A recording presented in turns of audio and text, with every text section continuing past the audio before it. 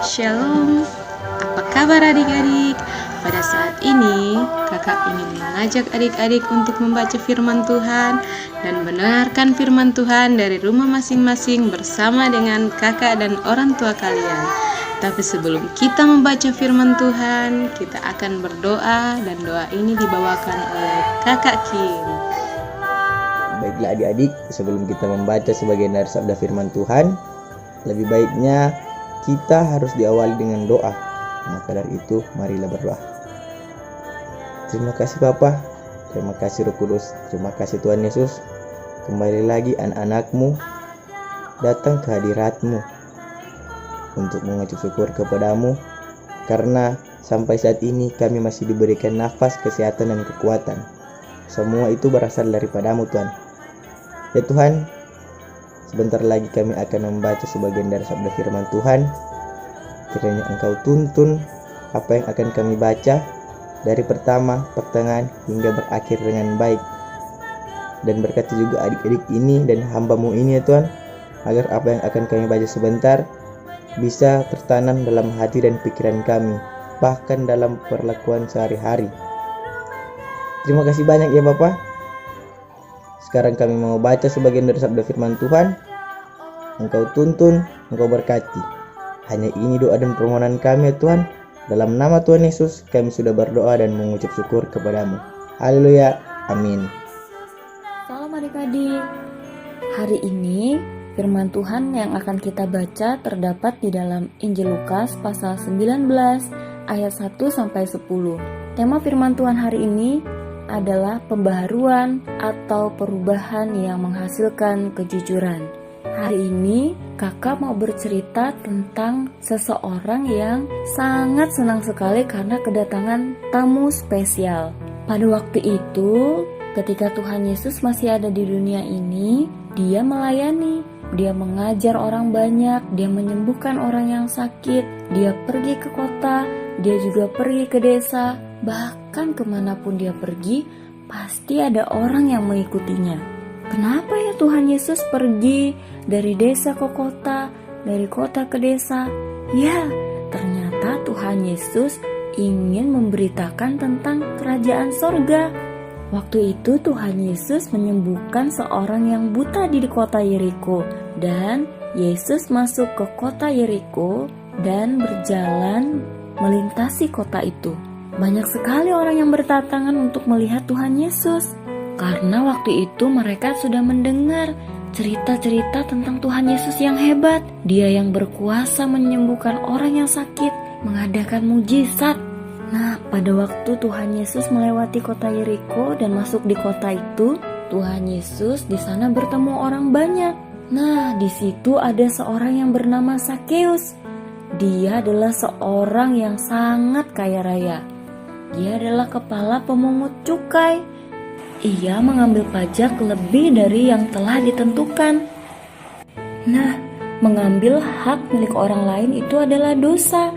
Apa itu dosa? Dosa adalah melanggar perintah Tuhan. Ketika seseorang melanggar perintah Tuhan, apa yang dimaksud? Dia mendapatkan upah.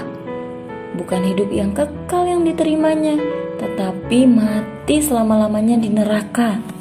Orang berdosa dihukum oleh Allah dan terpisah oleh Allah selama-lamanya di api neraka. Nah, tadi kan dikatakan bahwa Yesus mau lewat di kota Yeriko. Dan Sakeus penasaran adik-adik. Ia ingin melihat Tuhan Yesus, namun tidak bisa karena badannya pendek. Walaupun ia orang dewasa, tapi badannya pendek adik-adik. Nah, akhirnya dia berinisiatif untuk memanjat pohon ara. Dia ingin melihat Tuhan Yesus dari atas pohon ara itu. Lalu, ia memanjat pohon ara itu. Lalu, waktu dia memanjat pohon ara, Tuhan Yesus melihat ke atas. Dan Yesus berkata bahwa ia akan menumpang di rumah Sakeus. Lalu Tuhan Yesus berkata, "Sakeus, segeralah turun, sebab hari ini aku harus menumpang di rumahmu." Lalu Sakeus segera turun, dan dia menerima Tuhan Yesus di rumahnya dengan sukacita. Tetapi semua orang yang ada di sekelilingnya, orang-orang Orang banyak itu ketika melihat Yesus ingin menumpang di rumah Sakeus, mereka bersungut-sungut. Mengapa ia menumpang di rumah orang berdosa? Dia kan suka memeras harta orang lain, suka memeras orang lain dan merugikan orang lain. Tetapi Sakeus berdiri dan berkata kepada Tuhan, "Tuhan, setengah dari milikku akan kuberikan kepada orang miskin. Dan sekiranya ada sesuatu yang kuperas dari orang lain akan aku kembalikan 4 kali lipat." Sakeus berkata demikian di depan banyak orang. Lalu Tuhan Yesus berkata, "Hari ini telah terjadi keselamatan kepada rumah ini, karena orang ini pun anak Abraham. Sebab anak manusia datang untuk mencari dan menyelamatkan yang hilang." Jadi walaupun Sakeus adalah orang berdosa, Tuhan Yesus ingin Sakeus diselamatkan. Tuhan Yesus ingin Sakeus menerima Yesus dalam hidupnya dan memiliki perubahan hidup atau pembaharuan yang lebih baik. Wah, luar biasa ya. Tuhan Yesus memulihkan kehidupan daripada Sakeus. Pertemuan Sakeus dengan Yesus membawa perubahan. Dia yang tadinya mementingkan diri sendiri menjadi mementingkan orang lain juga. Dia tidak mempergunakan kekuasaannya lagi dengan suka-suka hatinya, tetapi dia menjadi pribadi yang murah hati, jujur dan peduli kepada orang lain. Luar biasa sekali ya. Orang-orang yang sudah dia peras hartanya, dia kembalikan lagi uangnya 4 kali lipat. Dan dia memberikan setengah dari hartanya kepada orang miskin. Itu semua benar-benar terjadi ketika Tuhan Yesus bertemu dengan Sakeus secara pribadi. Nah, apakah adik-adik sudah bertemu dengan Tuhan Yesus? Apakah adik-adik sudah mengalami perubahan hidup yang baik? Ya, kita sudah percaya dan menerima Tuhan Yesus dalam hati kita. Pasti ada buah-buah roh, ada perubahan dalam hidup kita.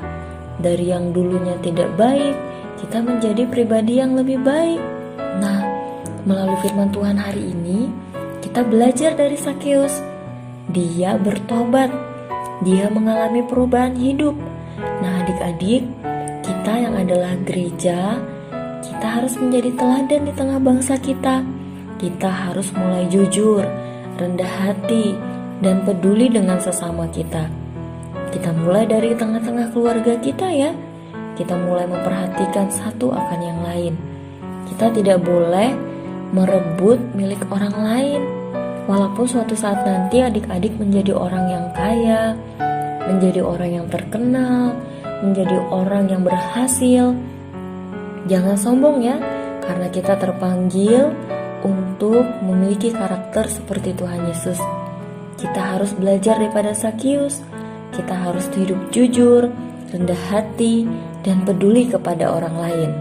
Kita tidak boleh sombong, karena segala sesuatu yang kita miliki itu semua dari Tuhan Yesus, dan kita harus menjadi berkat bagi orang lain. Nah, demikian firman Tuhan hari ini ya. Kiranya menjadi berkat bagi kita semua. Tuhan Yesus memberkati kita. Salam. Itulah cerita dari seorang Sakeus. Hal yang patut kita pelajari dan teladani dari seorang Sakeus adalah dia berubah dari sikap dosa menjadi berbalik kepada Kristus, serta ia menyadari akan jati diri kita seorang manusia sebagai anak-anak Allah. Baiklah adik-adik, tadi kita sudah mendengarkan sebagian dari sabda firman Tuhan. Tadi kita sudah awali dengan doa, maka kita juga harus tutup dengan doa. Mari berdoa. Terima kasih Bapak, terima kasih Roh Kudus, terima kasih Tuhan Yesus. Tadi kami anak-anakmu sudah mendengarkan sebagian dari sabda firman Tuhan. Kiranya apa yang kami dengarkan tadi bisa tertanam di hati dan pikiran kami ya Tuhan, terlebih khususnya untuk adik-adik ini. Ya Tuhan, sebentar lagi kami mau berpisah dari tempat ini. Kiranya Engkau berkati mereka dan juga hamba-Mu ini. Terima kasih banyak ya Tuhan, hanya ini doa dan permohonan kami. Dalam nama Tuhan Yesus kami sudah berdoa dan mengucap syukur kepada-Mu. Haleluya, amin.